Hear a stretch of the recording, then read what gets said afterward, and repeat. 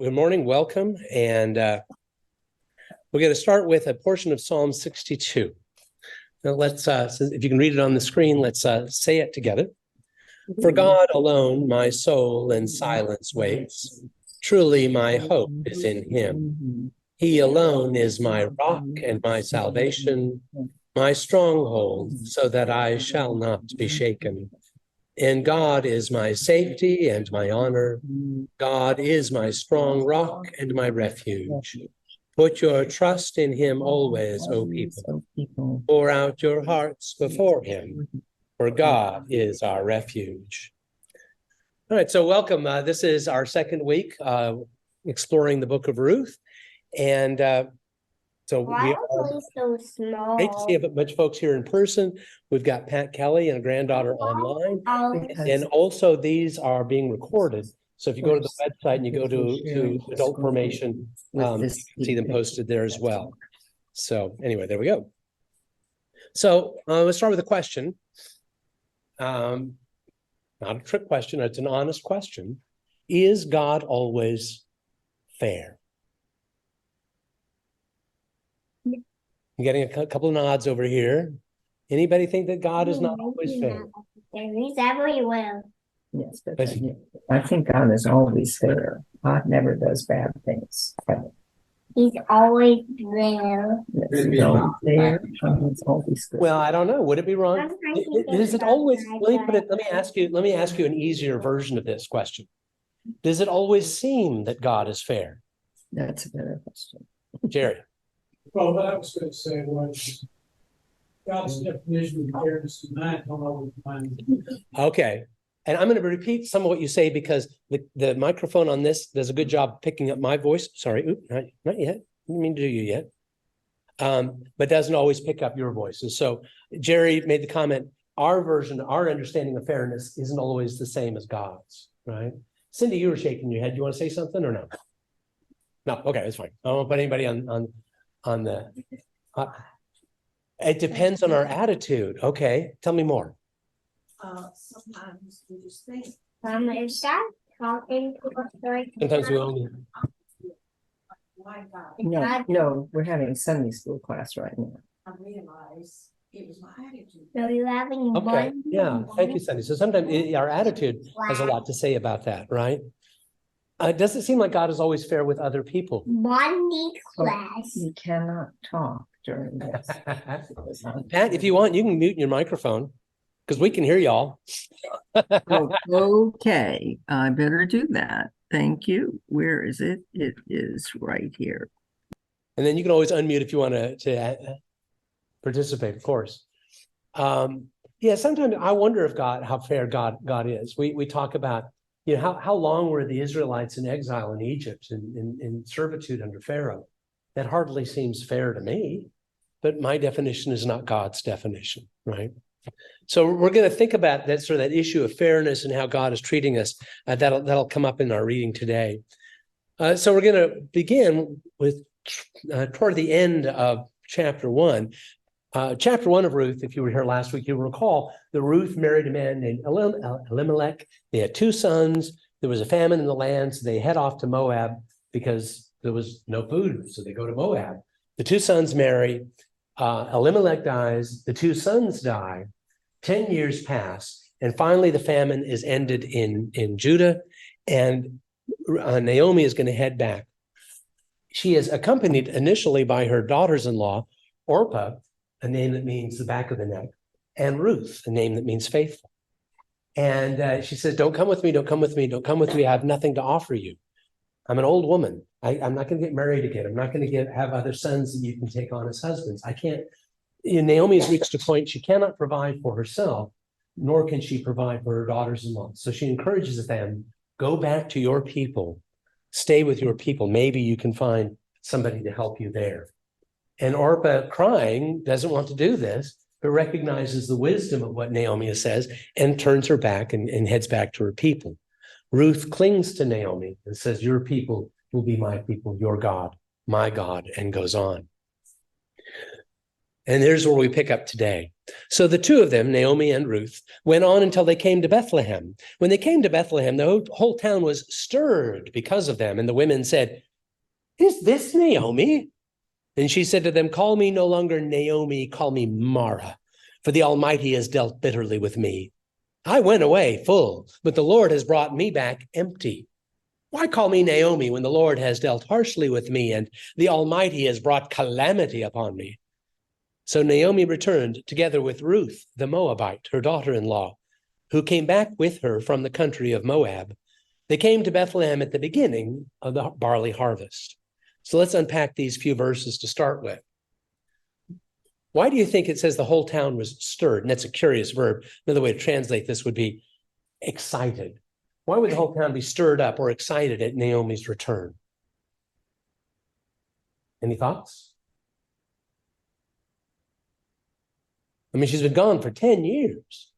When you've not seen somebody for 10 years, you go, look at you. There was a couple here in church today that were longtime, very regular members who've not been here for quite a while, but they were here this Sunday. What couple was that again that was here?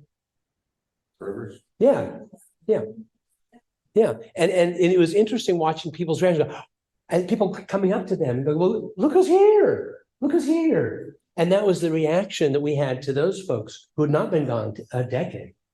And Naomi has been. And so maybe that's part of why they're excited, don't you think? What else is going on here? We have the whole issue with names, right? Naomi means pleasant. She's not, "Don't call me pleasant anymore. Call me bitter." Because she's bitter, right? Why? Why is she bitter? What's going on with her? Yeah, I mean, she's lost her family. She lost her husband. She lost her sons. She's lost her means of support. Of course, she's feeling a little bitter. Does that make her somehow unfaithful? No. Is it okay to be bitter towards God, to be angry towards God? Yeah, of course, I see some heads nodding. I think it is, because if we're not honest about our anger with God, when we're angry or bitter or hurt, then we're not being honest. And I think God would rather our honesty than have us say, "Oh, it's okay, God, it's okay, it's okay." God knows better. You what? Yeah, you may not be very happy about thanking God about anything. You may not think that's what you need to do, right? But that bitterness, and what I love about Bible stories like this is that they remind us that the saints of the church, the great people of the church, the examples of our scripture, are not people who always get it perfectly right, who live into that sort of that saintly ideal of every day is good and glorious and a blessing from God. No, the Bible is filled with people who are angry and are hurt and who get it wrong. I mean, Peter is a great example of somebody who excels at getting it wrong, right? But then he also does pretty good at getting it right. And I always take great hope from that. But when we're in that place of bitterness, what do we want to move on to? What should follow bitterness? Healing. Yeah, one would hope healing, right? So this is a people accompanied with real bitterness. We read in Psalm 137, "By the waters of Babylon, we sat down and wept when we remembered you, O Zion." This is an exile psalm written during or about the time of exile. The people are pulled out of the Holy Land. So they're bitter, they're weeping. "As for our harps, we hung them up on the trees in the midst of that land. For those who led us away captive, for those who led us away captive asked us for a song, and our oppressors called for mirth. Sing us one of the songs of Zion." I mean, it's like, okay, we're pulling you away from your homeland. Now sing us a happy song about it. Really? "O daughter of Zion, O daughter of Babylon, doomed to destruction. Happy the one who pays you back for what you have done to us." Now the psalm is taking a bit of a dark turn, isn't it? I mean, we're talking to the Babylonian captors, and then we get to this verse, and I am just amazed it's in our Bible. But here it is.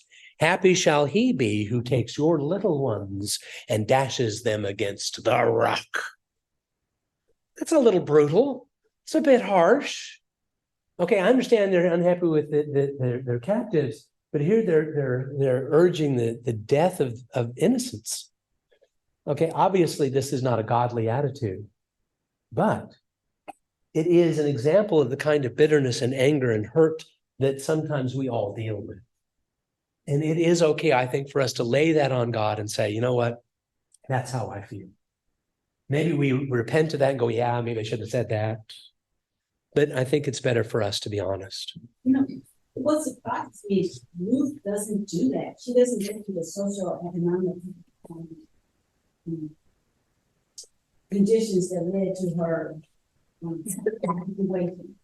She just goes to her theological explanation. I think that's one of the hardest things that I have to deal with, how we simultaneously discuss, deal with the economic and social conditions, political conditions, as well as the theological needs. I find it difficult. Sometimes I do either or, but not in conjunction. Okay. Well, thank you. All right, so then we get to this. Ruth returned with Naomi. Naomi returned with Ruth. They came to Bethlehem. What hope is there to be found in verse 22? I think there's hope. Thank you, Carol. The beginning of the harvest. Right? With Bethlehem, we recall, it's a name that literally means house of bread or house of food, right? And they leave because of a famine, a little bit of irony. Now they've come back to Bethlehem, and it once again is a house of bread. It's the beginning of the barley harvest. So they left in famine, they've come back in a time of relative plenty. So maybe there's an opportunity, a moment here for hope. And let us never forget that who's with Naomi is, of course, Ruth the Moabite, and they've come back from the country of Moab. Whenever we see something repeated like that, it's an emphasis, all right? The writer of Ruth didn't stutter here. I mean, Moab is being repeated twice to remind us, Ruth's not one of us. Ruth's not one of us, at least not in the ways you would expect. We'll see Ruth is very much one of us. We'll see that later, not this week. So then we get to the psalm that we read to begin our class today. The idea that when we're waiting for that healing, when we're waiting for that release from bitterness, when we're waiting for understanding, whatever has befallen us, and then how do we sort that out? I think this is a wonderful psalm to remember. For God alone, my soul in silence waits. This is a psalm from somebody who has not yet found release and relief and comfort and answer. They're waiting, they're still waiting. For God alone, my soul waits in silence, I wait. But my hope is in him. And it is at those moments when the psalmist reminds, and I think this is where the psalms can be so powerful, when we revisit them, especially like this one, to be reminded of an ancient truth that maybe we're not able to embrace as fully as we might like. But just to say those words again, God alone is my rock and my salvation. Just to say that affirmation can bring some level of comfort, I think. And God is our safety and honor, and God is our safe, strong rock, our refuge. I mean, those are good words. And so that's where I hope we can always put our trust in God, even when that's hard to do. So, question. I should pull this up first before I went into my monologue. Waiting. Sometimes we have to wait. Right? How good are we at waiting on God? Not great. I have a not great head shake over here. Nope. Sometimes we are called to wait upon God, but that's not always easy. How good are we at waiting with others? Sometimes that can be hard too. I'm reminded of a story, and I heard this about somebody else. A family was in the emergency. I may have told you the story in a sermon at some point, but it's a good story. A family was in the emergency room, and fellows lying in the bed and being attended by doctors and nurses and whatnot, and the family is there. And standing off in the corner in the doorway waits the family's pastor. And he doesn't say a thing. He's just there. And the doctors come and the doctors go, and they finally get the patient settled and sorted and resting. And the family is there. And then finally, the wife of the man in the hospital bed says to the pastor, "Thank you so much for being here." And the pastor says, "But I didn't do anything." And the woman says, "No, you were here." sometimes that waiting with others, sometimes that makes all the difference, does it not? When you've got somebody who's willing to wait with you. In today's sermon, we talked about the idea of, how do we be the bearers of God's grace and righteousness to others? Sometimes that's how we do it, just by being present with others. When I was in seminary, we talked about the ministry of presence, and that's part of that. And I think about Ruth and Naomi and their relationship and how they enjoyed that ministry of presence with each other. That's powerful. And I know when I have friends of mine who've lost a spouse, like my mother lost my dad 5.5 years ago. I know what kind of a special ache that leaves behind because you miss that presence, right? Renita Weems, and I don't know who she is, but she's quoted in this book I was reading. Ask any woman who has lost her husband, and she will tell you that a widow's mourning is eventually interrupted by reality. Soon she is forced to suspend the grieving process long enough to focus her attention on the matter of how she will survive when mourning has passed. It is the persistent love of Ruth's friendship which brings about Naomi's healing. So Naomi doesn't find healing because she remarries, although that may have been a possibility, and for some it is. But she's found healing because of the companionship of Ruth. Again, mentioned this last time, this is a book that really celebrates the power of relationship. Not just the relationship we have with God, but the godly relationships we have with each other. All right, so have you ever experienced an unexpected act of kindness? Either experienced it or witnessed it? And if so, what effect did that have on you? At one time, we were walking to walking, and this gentleman was there, and he wanted some money. So then Loveday gave him some money. And then when we were leaving, Loveday was looking because he wanted to buy a soda pop. So because the guy was still there. So Loveday was looking for some change to buy a soda pop, but the guy bought him a soda pop. And it was just like the person went from being just a person to someone that I felt like we had a relationship with. We didn't know him. We didn't know his name. We really didn't say anything to each other, but there were gestures. So there was nonverbal communication, but it was just, he was more human, although how you can be more human, but he was not just this person in need. It was like we were in a reciprocal relationship. Yeah, so you felt that connection that had not yet been there, but now was shaped by that. Anybody else? I have a very similar story. 2 weeks after my husband died, I was in a grocery store telling a friend about Al, and we were talking. I went with my basket to the line, and the lady said, after that, how much do I owe you? She said, it's been paid for. I thought it was my friend, but it was somebody I don't even know. She was in fact a female pilot, FedEx pilot. And the thing she paid it. She told me to carry her charge.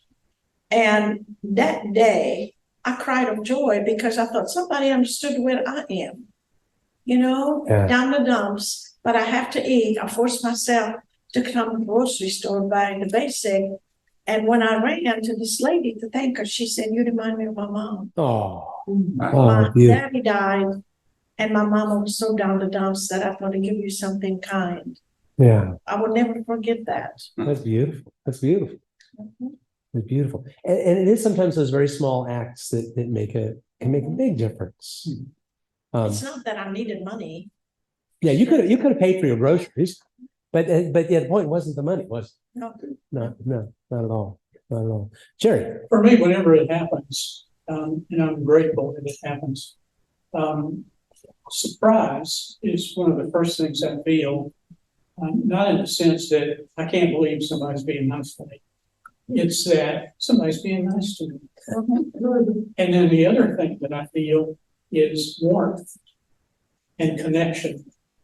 I may never see that person again. In fact, I probably won't. But for that moment, there's a link between us that's just powerful and rich. Yeah. Wonderful. Thank you. Thank you.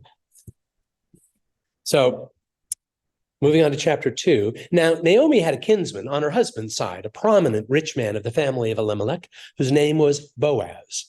And Ruth, the Moabite, said to Naomi, "Let me go to the field and glean among the ears of grain, behind someone in whose sight I may find favor." She said to her, "Go, my daughter." So she went. She came and gleaned in the field behind the reapers. As it happened, she came to the part of the field belonging to Boaz, who was of the family of Elimelech. Just then Boaz came from Bethlehem.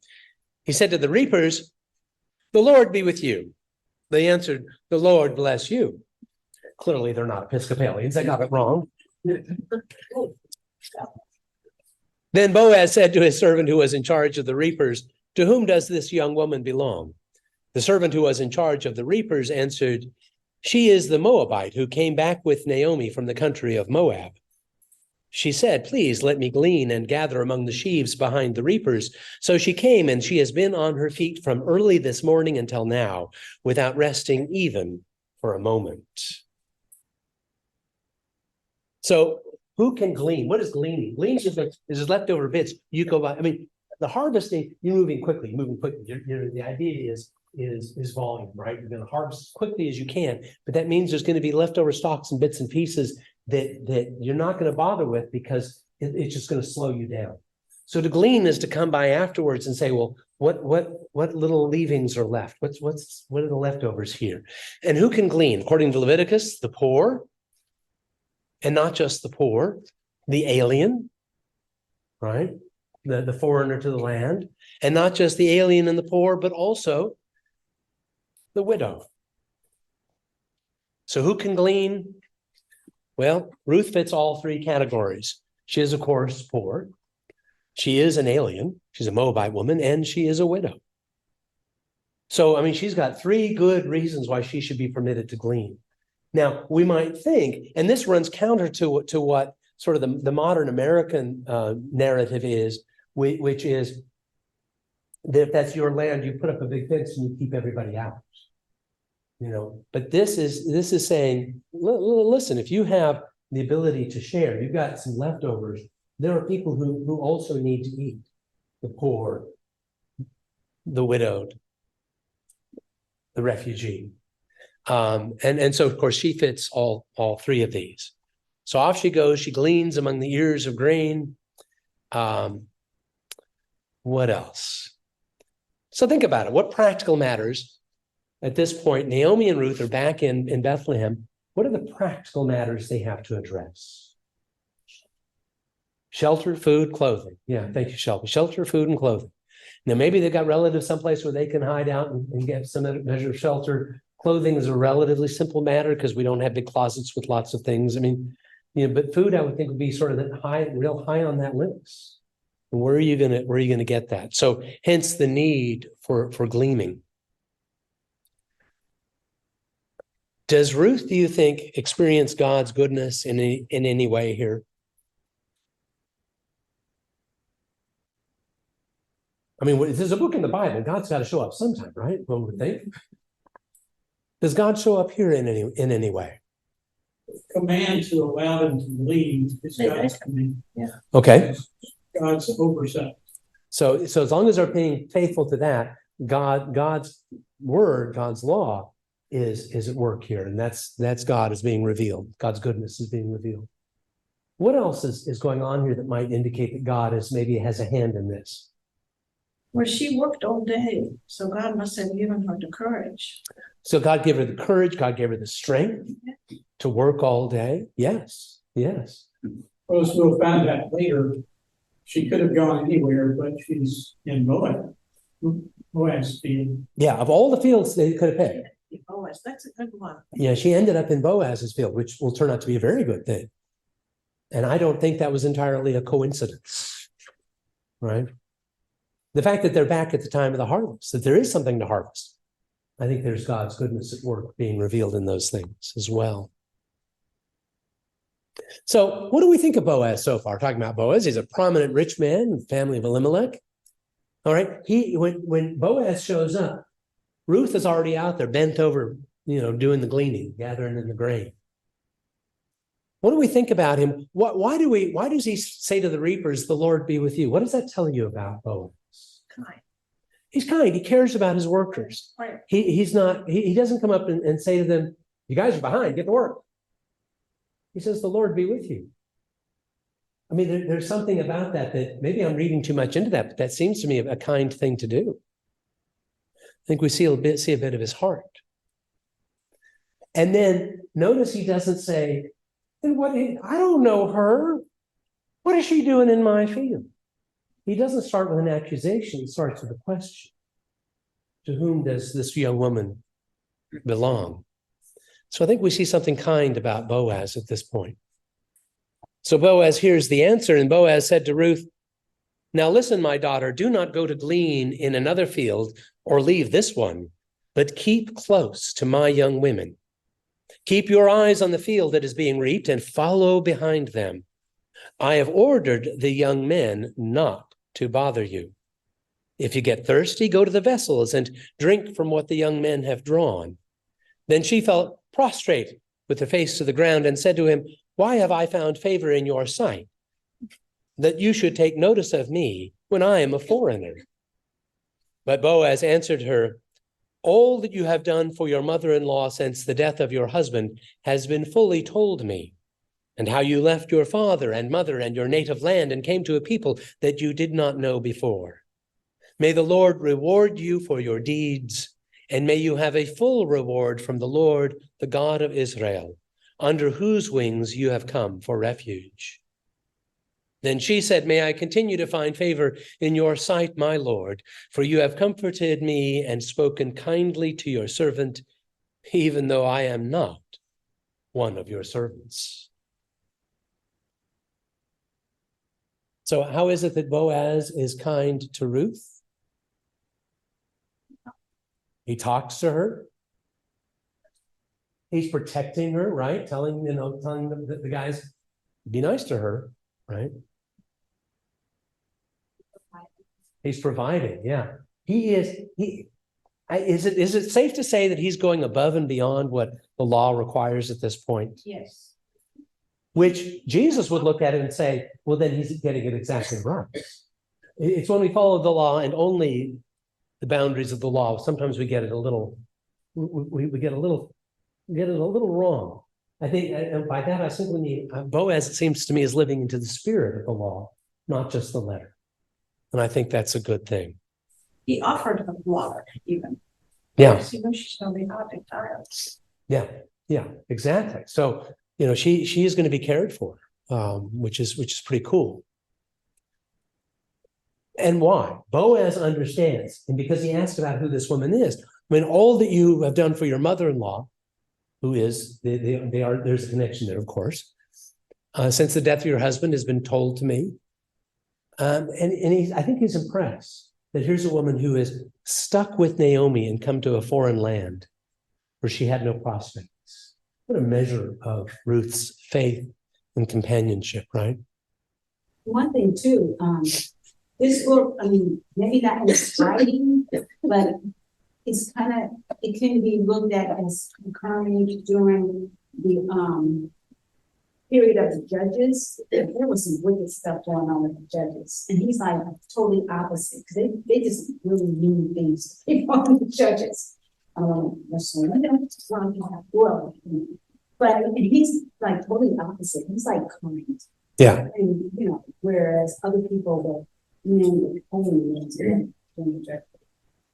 Yeah, women did not always get treated kindly in scripture, but in those days. But here we see a woman who's acting kindly and is being rewarded for that. I mean, which is a really, really good thing. Many people will say that verse 12 here is the central verse of the book. May the Lord reward you for your deeds, and may you have a full reward from the Lord, the God of Israel, under whose wings you have come for refuge. It is a sign that and I don't want to emphasize the folk that the idea that somehow Ruth is being rewarded by God because of something that Ruth has done, that doesn't fit with our Christian theology of we are redeemed by grace, not by what we do, but by what Jesus did. But what she did do, which does make all the difference in the world, is she has submitted herself to the God of Israel. Your people shall be my people, your God will be my God. And when we subject ourselves, when we place ourselves under God's wings, then there is reward for that. There is kindness in that. There is care that is offered in that. Because that's who God is. God is not always able or willing to care for those who reject God. But if we look to God and we call on God, I believe God will answer. So that's part of, I think, of what's going on here. At mealtime, Boaz said to her, "Come here and eat some of this bread and dip your morsel in the sour wine." So she sat beside the reapers, and he heaped up for her some parched grain. She ate until she was satisfied, and she had some left over. When she got up to glean, Boaz instructed his young men, "Let her glean even among the standing sheaves, and do not reproach her. You must also pull out some handfuls for her from the bundles, and leave them for her to glean, and do not rebuke her." What's going on here? He loved her. Yeah, I mean, I think you're right. I don't know if I would go so far as to say he's got the hots for her yet, but she has certainly captured his eye and to some extent her heart, right? I mean, if we thought he was going above and beyond before, now it's very clear. The gleanings are what's left over. The standing sheaves haven't been harvested yet. Go ahead and get those too, right? So how do you think Ruth must be feeling about her new community at this point? Happily surprised. Happily surprised. It's like that moment of kindness you talk about when Loveday got the soda, right? Or when somebody paid for your groceries. It's like, this was not expected. When you go to glean in the field, you expect to be out all day in the sun, gleaning, and because you're picking up the scraps. It's hard work. You're not going to have a lot to show for it at the end of the day, right? But she does, right? Because she's putting in the work. But now she is finding that people are going to provide above and beyond that. And what do you think that tells her, at least as Boaz lives into his faith? What does that tell her about the Jewish faith, the Israelite faith? Yeah, I think about I think it's the Haggadah. No, forgive me. But at one point, I think they have a song that it would have been enough if, all the different things that God did for them as a result of saving them out of Exodus. And it's kind of like everything that happened before, she could say, that would have been enough. Just letting me glean, just letting me be here, just letting me not be harassed by other people. Yeah. All of that would have been enough. And this is amazing. Yeah, so that's a wonderful point, because we are reminded that when it comes to Ruth, it's not just that her glass is half full. By now, her glass is overflowing, as the psalmist says, her cup overfloweth, right? So, but what does that tell her about Boaz's faith and his God? It's loving and accepting. That this is a God who's loving and accepting, yeah. That even though she's not Israelite, she'll be provided for. Even though she's a foreigner, she'll be cared for. Even though she's a stranger, she'll be welcomed. The lady that paid my bill was Jewish. The lady who paid your bill was Jewish. Okay. Ah, Blessing. yeah. Wonderful. I found out about her later Yeah. because I have a friend that oversees the pilots. And he told me that she does that sometimes to people around her that they had bad luck. Oh, So the Jewish religion dictates that you do good deeds. Isn't that what it's called, Mikvah? Mm-hmm. Yeah. and if it's in the Jewish practice and belief and tradition to do good deeds, gee, I wonder what that says about us. Maybe we should too, right? That's true. Maybe we I think should. another thing it said is about Boaz is that he lives his faith. It's a living faith, not something he's been filling up. Mm. Yeah. Yeah. And that's an excellent point. That's an excellent point. Because you think Boaz, it would be easy for Boaz to say, I've got all the evidence of God's blessings because I'm prominent and I'm rich and I'm well provided for, and I don't have to worry about anybody because I got everything I need. But he lives into that faith in a way that is frankly a little surprising, because I mean, how many of us live so fully into our faith? But I learned that. I learned what she did. Yeah. I do it. Yeah. Oh yeah. Plus, he understands what it means to be male and female and rich and poor. He understands the social conditions in which he's working. Right, which means that Ruth, as a widow, meaning she has no husband, she has no means of support. There is no one to care for her, to provide her the things that you're identifying here: shelter, food, clothing, the necessities of life. That she is cut off from those things. So, given how Boaz is becoming more and more generous, how do you think Ruth is starting to feel about Boaz? He's a nice guy. Yeah, I mean, we don't know if there's any sort of romantic thing happening here as yet, but at least she's got to be struck by his kindness and warmed and encouraged by that. So she gleaned in the field until evening. Then she beat out what she had gleaned, and it was about an ephah of barley. She picked it up and came into the town, and her mother-in-law saw how much she had gleaned. Then she took out and gave her what was left over after she herself had been satisfied. Her mother-in-law said to her, "Where did you glean today, and where have you worked? Oh, blessed be the man who took notice of you." So she told her mother-in-law with whom she had worked and said, "The name of the man with whom I worked today is Boaz." Then Naomi said to her daughter-in-law, "Blessed be he by the Lord, whose kindness has not forsaken the living or the dead." Okay, we're not quite so bitter now, are we? Naomi also said to her, "The man is a relative of ours, one of our nearest kin." Then Ruth the Moabite, let's not forget, she's a Moabite, right? Ruth the Moabite said, "He even said to me, 'Stay close by my servants until they have finished all my harvest.'" Naomi said to Ruth, her daughter-in-law, "It is better, my daughter, that you go out with his young women, otherwise you might be bothered in another field." So she stayed close to the young women of Boaz, gleaning until the end of the barley and wheat harvests, and she lived with her mother-in-law. An ephah of barley would have been about 2/3 of a bushel, like 30 pounds of grain or something. I don't know. I mean, it's an astonishing amount to glean in a single day. And we think about that, an ephah of barley, like whatever. No, that was a bunch. So she's very, very impressive. So is Naomi feeling maybe a little less bitter than she was before? I think she is. Don't you think? I mean, it's like, okay, she's here, but look at what's happening. Ruth has stuck by her side. Ruth has taken the initiative to go out and glean. Ruth has come back with food aplenty that she is sharing with Naomi. Even though she wondered how God was going to provide, God is finding a way to provide. And so I think maybe she's a little less bitter. And of course, she understands that one of the authors of her blessing, the sources of blessing, is her kinsman, Boaz. Now, this is the end of the chapter. She stayed close to the young women and gleaned until the end of the barley and wheat seasons and lived with her mother-in-law. That's the end of the second chapter. Could this be a good end to the story? No. It could be. It could be, to use Tara's words. It could be, and this is enough. It could be, but no. But wait, there's more. But wait, there's more. So that's the first two chapters of the book of Ruth. Thank you for your attention today, for your comments and contributions. Any questions, any closing observations before we wrap this up today? Thank you for taking all the trouble to do this. You're wonderful. Oh, thank you, George. My pleasure.